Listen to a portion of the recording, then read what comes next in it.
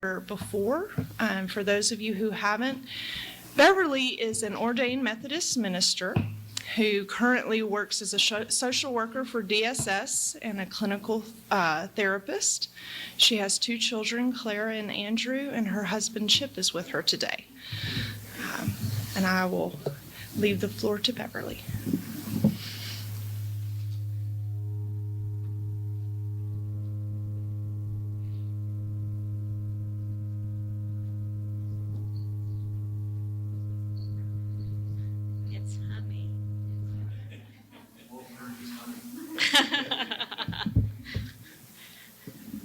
It's that good energy coming to gather around us here. Good morning.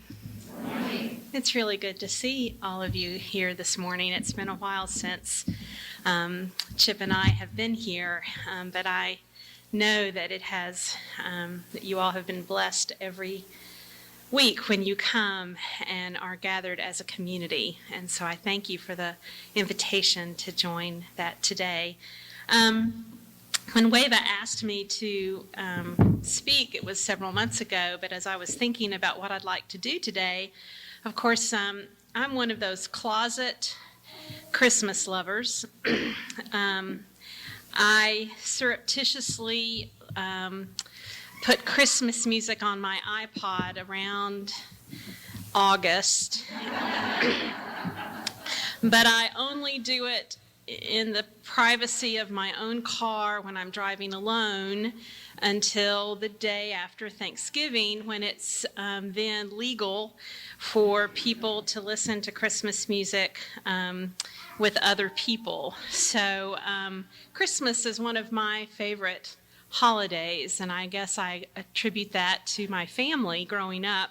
It was always a real joyous occasion in my home, and I can still remember, have wonderful memories of going out and getting the tree and decorating it, and we used those icicles that we'd put on the tree that got on everything, but it just made the tree shimmer and shine. And I remember helping my mother make Christmas candy, and she taught me how to make really good peanut butter balls and chocolate-covered cherries and all the wonderful things that, connect with Christmas, and then the family get-togethers. I just had one yesterday with all of my mother's side of the family, and just really special times. And so I thought that today I might share a little bit of some stories that I have gathered over the years that are, I guess you would call them maybe legends or stories about Christmas, and also, of course, Christmas songs or carols. There's this whole genre of music that many of us who aren't closeted like me listen to about a month out of the year. But there is such a wonderful variety of songs. And so I picked a few and actually found the story behind the song. And many of you may already know those, but I thought I would share some of those with you. As some of you know, music is a part of my soul. And so I wanted to share a little bit of my love and passion and maybe obsession for Christmas music with you.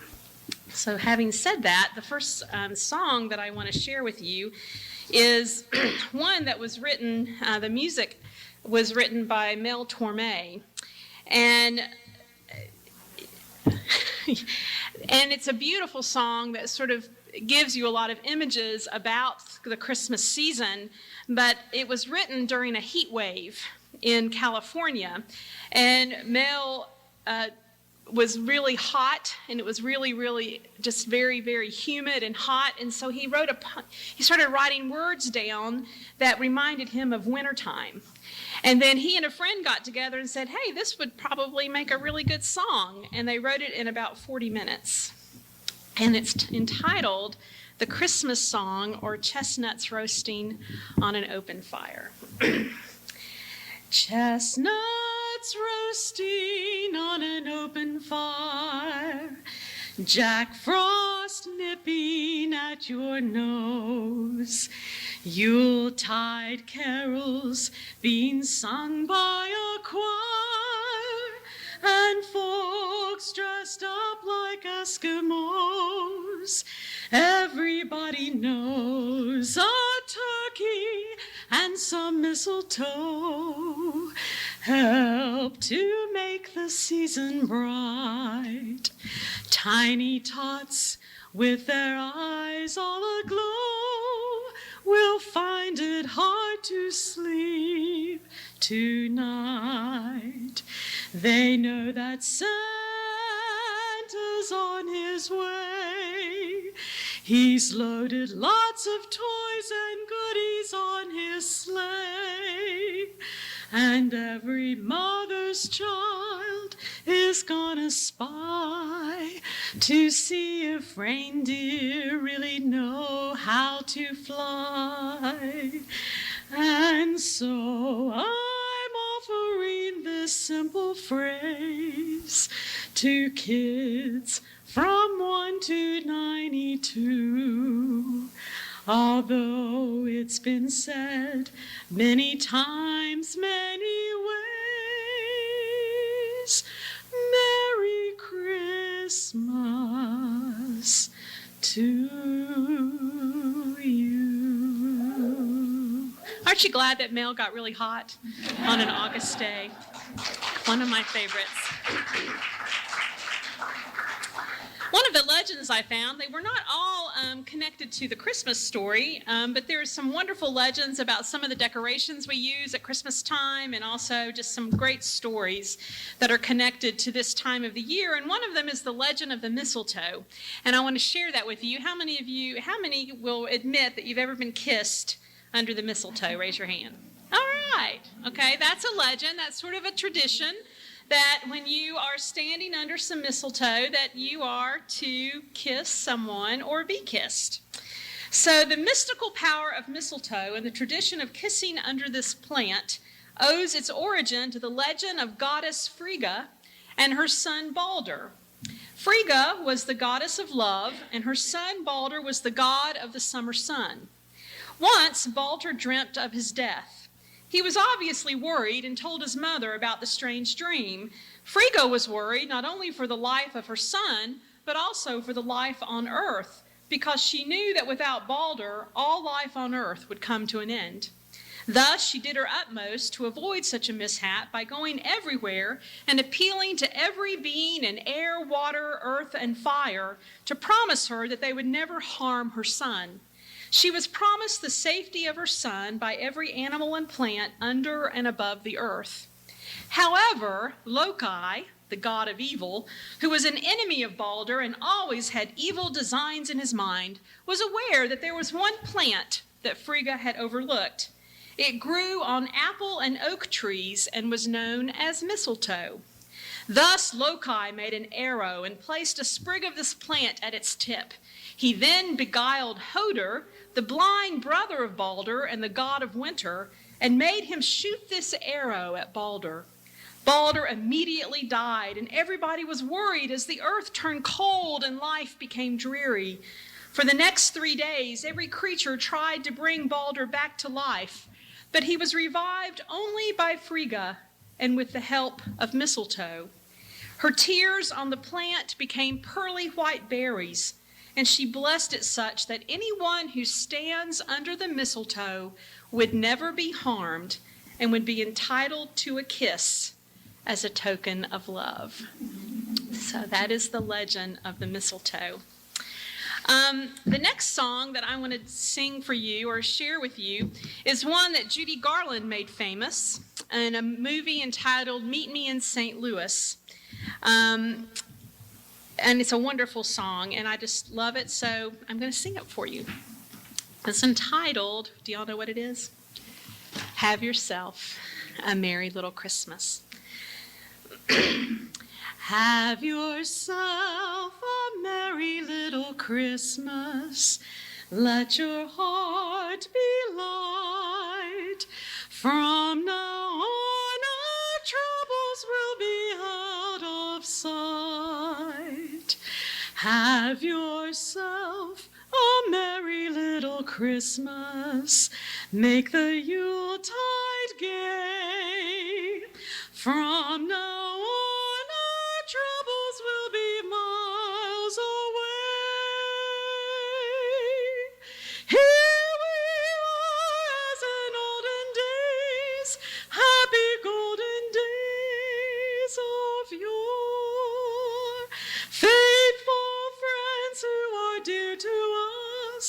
gather near to us once more.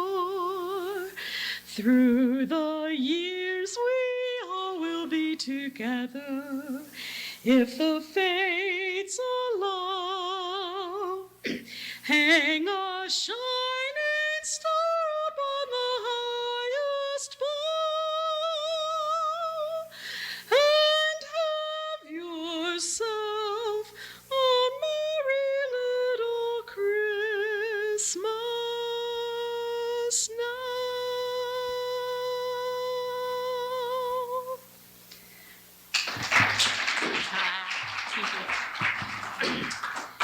So how many of you go to the bagel shop and you ask for a dozen bagels? How many bagels do you get in your bag? Do you know why you get 13 in your bag? Well, I'm going to tell you the legend of a baker's dozen. It's a folk tale from upstate New York. And it's not because bakers can't count. Okay.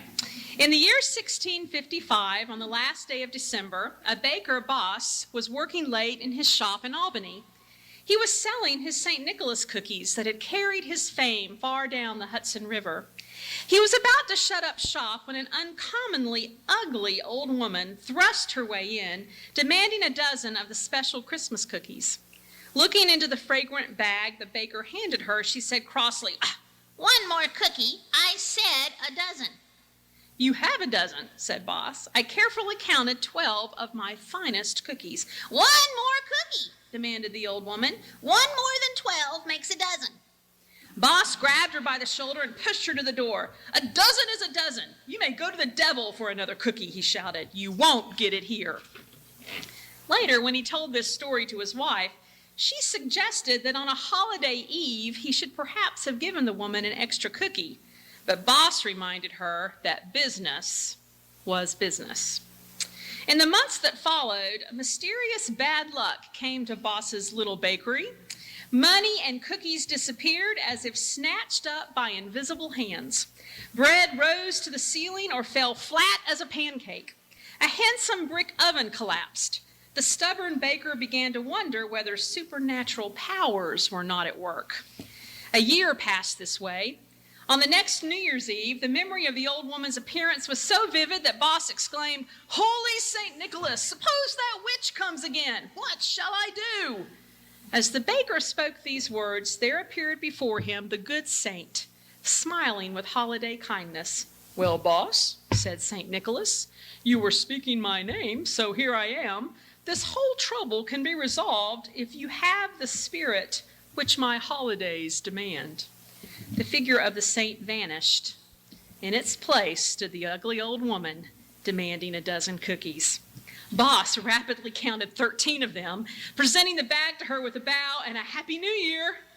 "The spell is broken, Boss," said the witch. "Now swear to me on the likeness of St. Nicholas that hereafter in Albany 13 will make a baker's dozen."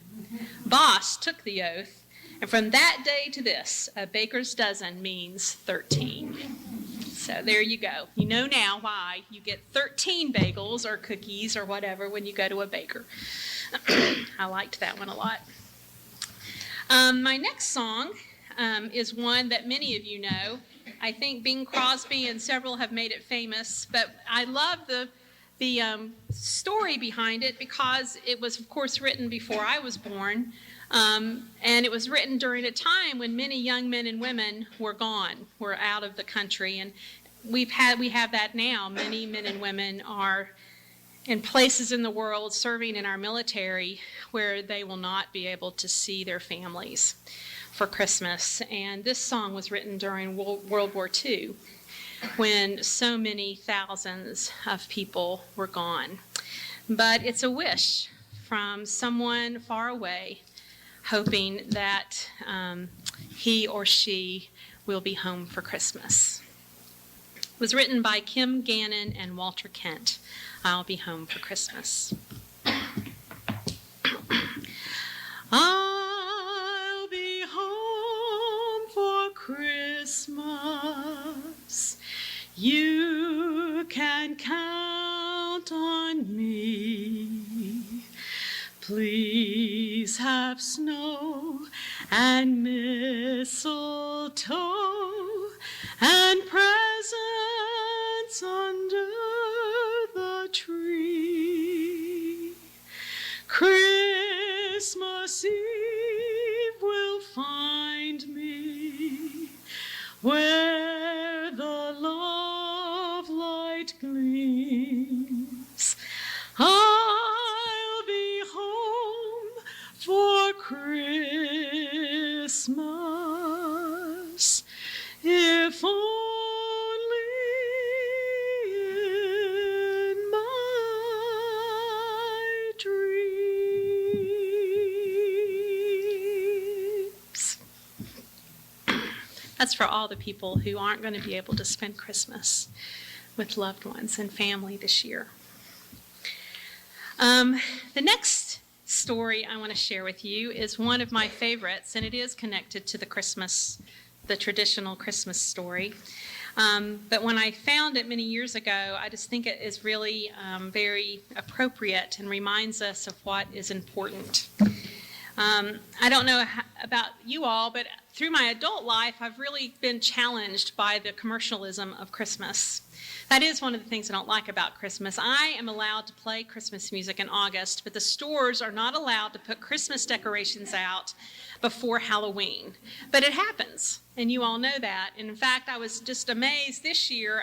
Black Friday, and those of you who love to shop on Black Friday, good for you. But I am just not one of those people. I don't like a lot of big crowds, and I just am not. That doesn't get my adrenaline going. So I'm not one of those Black Friday shoppers. But I learned now that it doesn't start on Black Friday.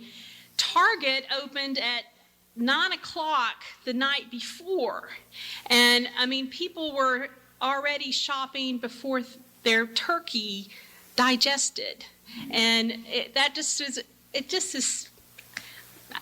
struggle with that. So the whole commercialism of Christmas is something that we if we get so caught up in, we've got to buy a gift for this person and this person and this person, and I don't know. I just really have a hard time. So for many years, some of the things that I've done is I've contributed in honor or memory of family to Heifer International. It's one of my favorite charities that I contribute to, or just I try to give back in some way rather than trying to spend on things that we have.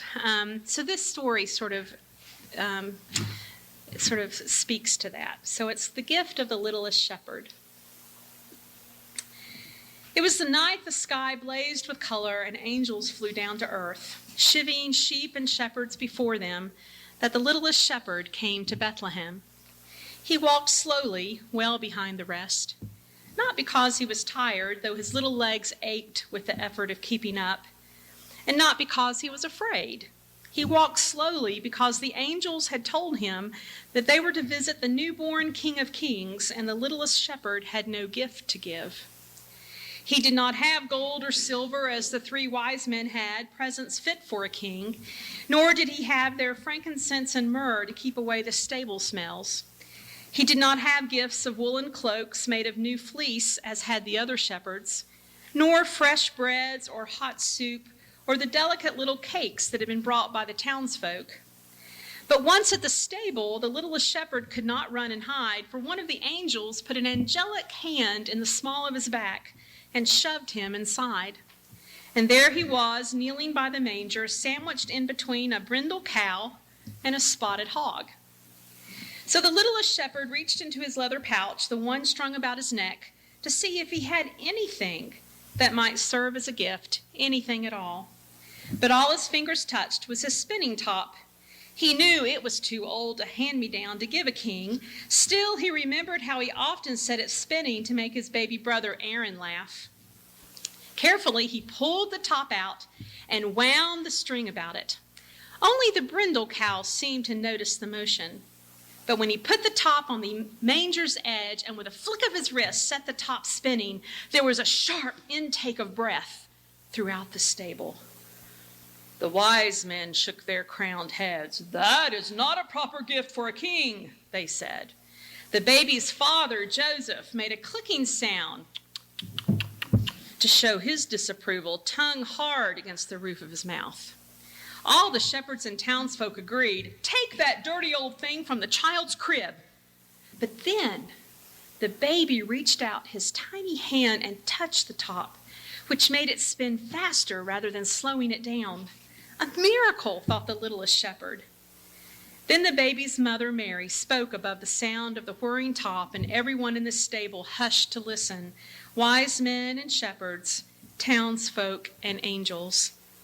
"You have each brought fine gifts, presents fit for a king, and we thank you for them. But see, only the child has brought a gift fit for a child." I love that story. It's one of my favorites. The next song I want to share with you is a Christmas carol, probably one of my favorites. I've grown up singing it. I grew up singing it with my mother, and now my daughter Clara sings it with me when we have a chance. On the afternoon of Christmas Eve in 1818, in a tiny village high in the Austrian Alps, Joseph Moore, the local Catholic priest, wrote some appropriate stanzas for the season. The church pipe organ had given out and could not be repaired for that evening, so the church organist, Franz Gruber, wrote a simple tune, setting the words for a tenor, a bass, and 2 guitars. That very evening at the midnight service, Silent Night was heard for the first time. Silent night, holy night, all is calm, all is bright, round yon virgin, mother and child, holy infant, so tender and mild, sleep in heavenly peace, sleep in heavenly peace. Silent night, holy night, shepherds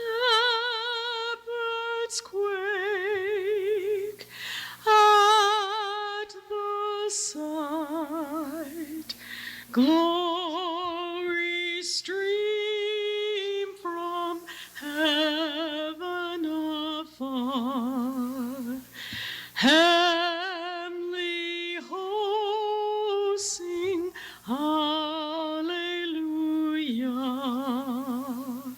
Christ the Savior is born.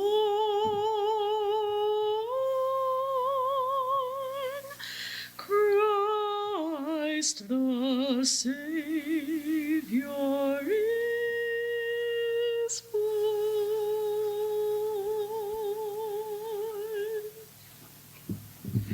One of my favorites.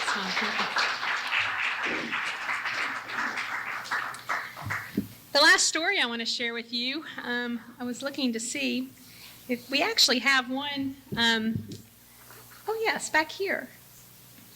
The poinsettia plant that is so well known at Christmas time. I have a big one in my living room, and I didn't put it in the dark, so it's not red, but I'm going to keep it, and I'm going to look on the internet because you can find anything you ever wanted to know on the internet, and I know that you keep them in the dark for so long, and then they turn red. So I have a wonderful, huge, big bush in my living room that next year will be all beautiful and red. If any of you have been to Mexico, how many of you have seen the poinsettia bushes and plants in Mexico where they are as big as a house? I mean, they're beautiful. And of course, they're red a lot because it's so wonderfully warm down there. But I want to read for you the flower of the Nativity. It's a traditional Mexican legend about our poinsettia plant. The road was dusty beneath Pablo's feet. He had walked only a few blocks, and yet he was weary. His day had begun earlier than usual. He had awakened early in the morning to the clang of pots and pans. And even before his vision became clear, Pablo had remembered today is a special day. He had thrown off the covers and hurried to bring in water to help his mother and sister Anita prepare the bread they would share for their Christmas fiesta.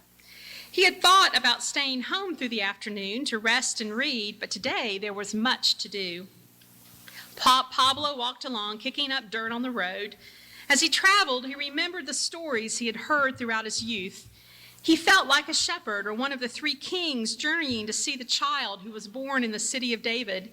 He looked to the sky, searching for stars, but saw none. The sky was still too bright with the day's warm sun. "A great joy which shall be for all the people," said Pablo aloud. "Hey, Pablo, who are you talking to?" interrupted Juan, one of Pablo's schoolmates, suddenly appearing with two other boys Pablo did not recognize. "Where are you going?" asked one of the other boys. "We are going to see the nacimiento, the creche, and give our gifts to the Christ child," exclaimed the other boy. "I'm going to see the baby as well," Pablo sang out. "Well, where's your gift?" asked Juan. "You have no gift?"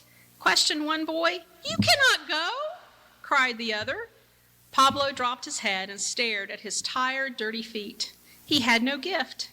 He could not see the baby after all.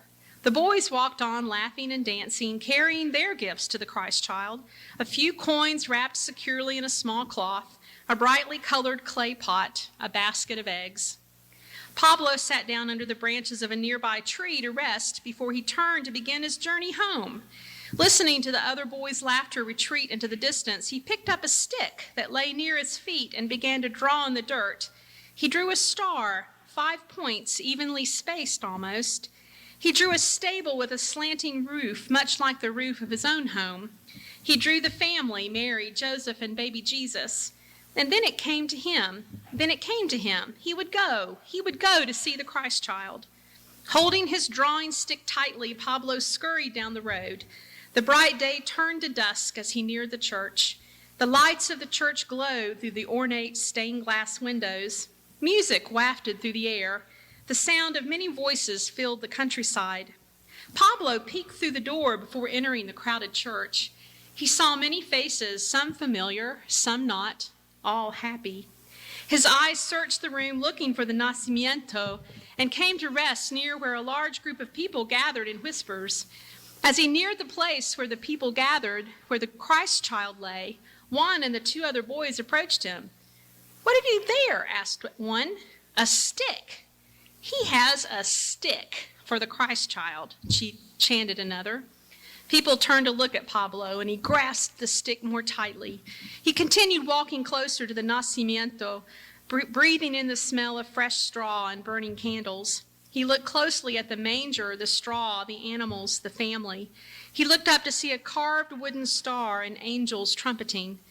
Pablo knelt down and placed his stick gently next to the other gifts that lay before the Christ child. And suddenly his stick, his drawing stick, sprung forth with a brilliant star-shaped flower, the flower of the Nativity, the poinsettia. Pablo smiled brightly, and the child almost seemed to smile back. It was Christmas Eve, a joyous Christmas Eve. Even today, all over Mexico, children and adults alike carry Flor de la Noche Buena, flower of the Nativity, and lighted candles in a Christmas Eve procession to their village churches where the nacimiento shelters the baby Jesus. Isn't that a good story? It's interesting when I look through all the legends that I have about Christmas, so many of them have to do with giving gifts to the Christ child. And if you notice, the ones that I brought today aren't about the gold and the silver and the HD televisions and the Xboxes and the iPads and the iPhones and just go on and on. It's about gifts of love and simplicity and coming from the heart and giving back. I mean, the baker's dozen, it's about giving back. That's what this season is about, whether you are Christian or non-Christian, whatever it is you believe about what this season means. I think the most important word that expresses it for me is love. It's about love. And so that is my wish for you, that at some point in this busy season, that you will experience moments of real love with your loved ones, your family, your friends, and even with yourself. Sometimes we forget that perhaps the person we need to love most is us, me, and then I can love others. I have one more song to share. This is probably one of my favorite Christmas songs. I've been singing it for a long time. I'm going to take a drink of water before I try. It was a French song, actually. And if I were courageous, I would sing it in French, but I won't. It was written by Adolphe Charles Adam. And he's a 19th century French composer. He composed the music for this. And he's best known for his ballet Giselle. But when he wrote the music, it was frowned upon by the church authorities. In fact, one French bishop went so far as to denounce the song for its lack of musical taste and total absence of the spirit of the season. And the music that Adolphe Charles Adam wrote, and the words by John Sullivan Dwight, is "O Holy Night." O holy night, the stars are brightly shining. It is the night of the dear Savior's birth. Long lay the world in sin and error pining, till he appeared and the soul felt its worth. A thrill of hope, the weary world rejoices, for yonder breaks a new and glorious morn. Fall on your knees, or hear the angel voices. O night divine, O night when Christ was born. O night, O holy night, O night divine. Truly he taught us to love one another. His law is love, and his gospel is peace. Chains shall he break, for the slave is our brother, and in his name all oppression shall cease. Sweet hymns of joy in grateful chorus raise we, let all within us praise his holy name. Christ is the Lord, then ever praise we his power and glory.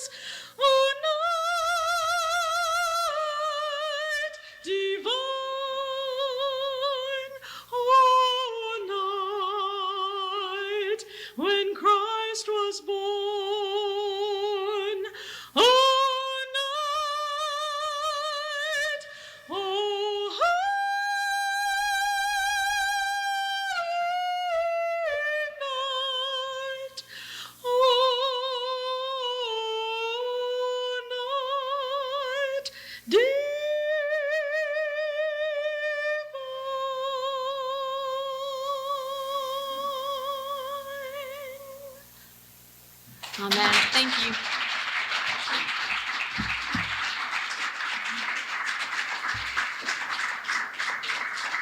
I wish all of you a Merry Christmas. Thank you.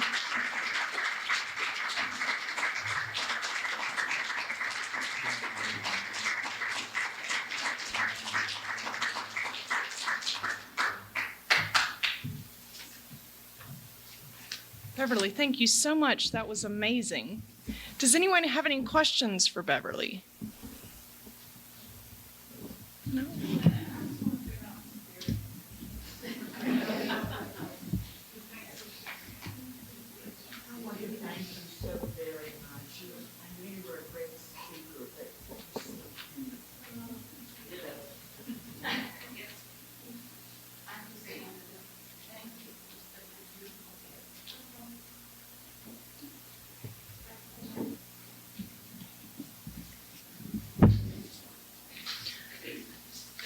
Our closing words today are from Wayne Arneson. Take courage, friends. The way is often hard, and the path is never clear, and the stakes are very high. Take courage, for deep down there is another truth. You are not alone. Coffee and conversation. Again, remember to put your money in the